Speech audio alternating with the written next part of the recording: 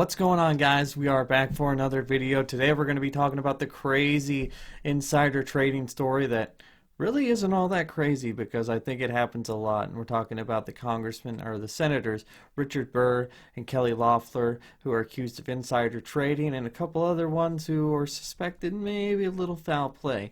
We're going to get into the whole thing. And should people in Congress really even be allowed to trade stocks? I don't think so. Let's get into it.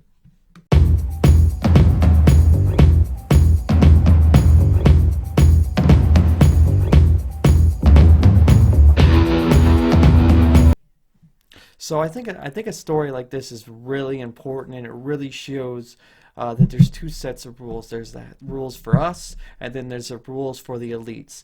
Now you have Senator Richard Burr on a story, wrote a op-ed on February 7th, claiming that the Trump administration had everything under control, that we were completely ready for anything that the coronavirus could throw at us. And then 6 days later, after he was briefed, because he's the chair of the Senate Intelligence Committee, after he was briefed about coronavirus, he dumps as much as anywhere from $628,000 to $1.7 million worth of stock. And what was the stock in? Hotel companies. So what's going to get hurt by the coronavirus? Hotel companies. So you have him dumping all this stock, and now this was over 33 trades apparently, and according to all his other financial, it's not like this guy was a trader, he did this all the time. According to all his other financial disclosing, this was very rare. That's another reason that he's really getting heat for this, is because this was not something he did all the time. And not to mention, on top of that, he made some comments to a bunch of wealthy donors at something called the Tar Heel Circle membership club, something that costs as much as $10,000 to be a part of. We actually have those comments thanks to NPR. Let's take a listen to them real quick. One thing that I can tell you about this, it is much more aggressive in its transmission than anything that we have seen in recent history. It's probably more akin to the 1918 pandemic. Every company should be cognizant of the fact that you may have to alter your travel. You may have to look at your employees and judge whether the trip they're making to Europe is essential or whether it can be done on video conference. Why risk it? Yeah, all my wealthy donors, don't risk it. Why risk it? By the way, I'm going to keep the public in the dark for another 2 weeks and not tell anybody, and publicly back the Trump administration and say we're doing a great job and nothing bad's gonna happen. But hey, all you guys that give me money and stuff, and the reason I actually have this job, you should definitely worry. You should cancel all your trips, and it's as bad as the Spanish flu in 1918. That's what we're dealing with. This is the problem with Washington. This is the problem with crony capitalism, and this is the problem with why in the hell is it legal for senators and congressmen to be able to buy individual stocks? If they want to have an ETF or a 401k, and just put money in and play the entire market, that's fine. Do that. But the fact that they can pick individual stocks is just crazy. And until 2012, they didn't even have to disclose it. One of the good things I guess that happened under Obama was that 2012 Stock Act. Before that, senators and congressmen could just freely just pick winners and losers off information they got, and it wasn't illegal at all. I mean, of course, insider trading is illegal, but I mean, how tough is that? It's the hardest thing in the world to prove, unless you're Martha Stewart, I guess. I mean, the fact that this is legal is just insane. I trade stocks. I mean, I'm not the greatest at it, but one thing I know for sure is that the most important thing is to have information.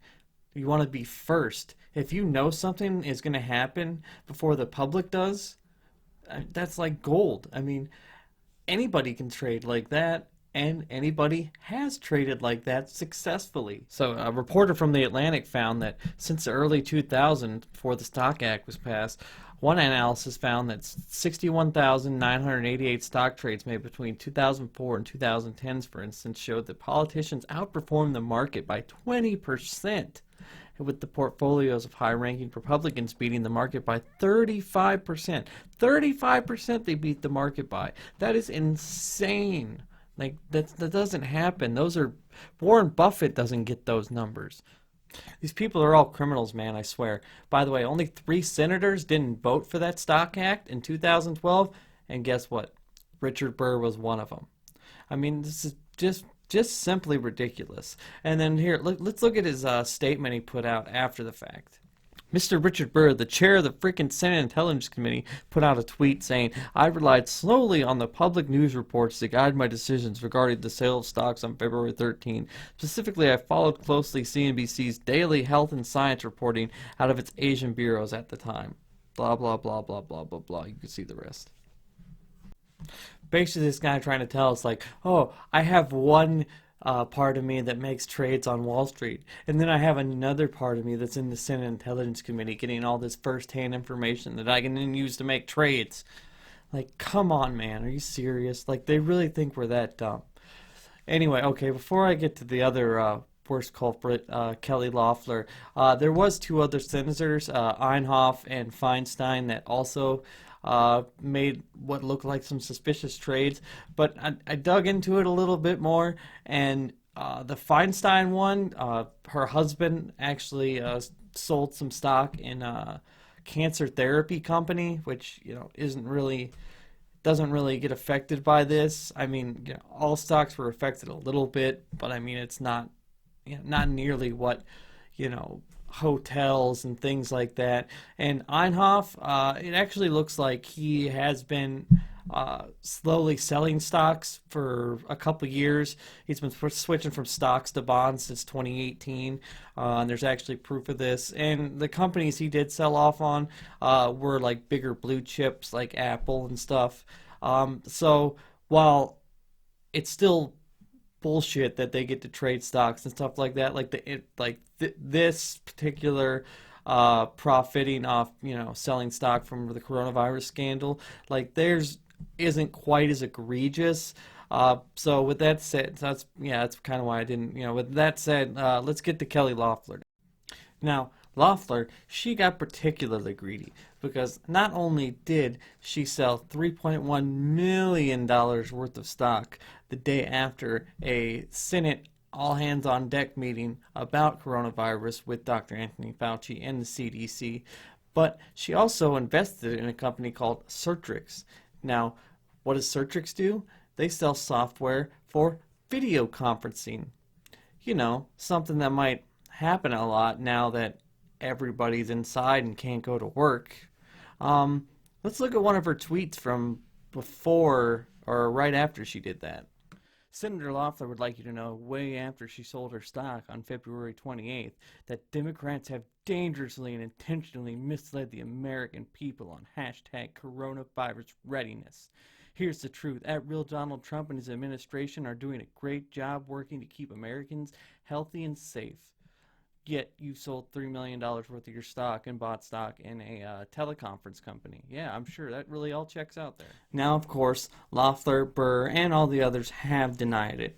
But in Burr and Loeffler's case, I really don't see any other way to look at this except for it's just blatant insider trading. I mean, downright, that's just what it is.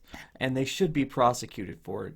And ultimately, I think there should be a bill passed next week that no congressman, senator, really anybody that works in Washington should be allowed to trade stocks. They have an unfair advantage, and it's just plain as day. I mean, they write legislation. They have meetings about national security and things that affect our world every single day. I mean, really, it's just a no-brainer to me. And what we need, other than a bill that says congressmen aren't allowed to buy individual stocks, is we need to put more progressive politicians in the office. Because you know what you don't see? People like AOC, Bernie Sanders, Rashida Tlaib, Pamela Jayapal. You don't see them involved in insider trading scandals.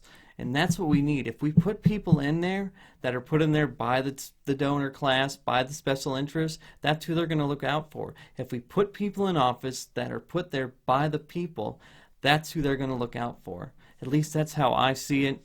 Let me know what you guys think. Should congressmen be allowed to trade individual stocks? Let me know in the comments down below. You can follow me on Instagram at Driven Progressive. Thanks a lot for watching, guys. Peace.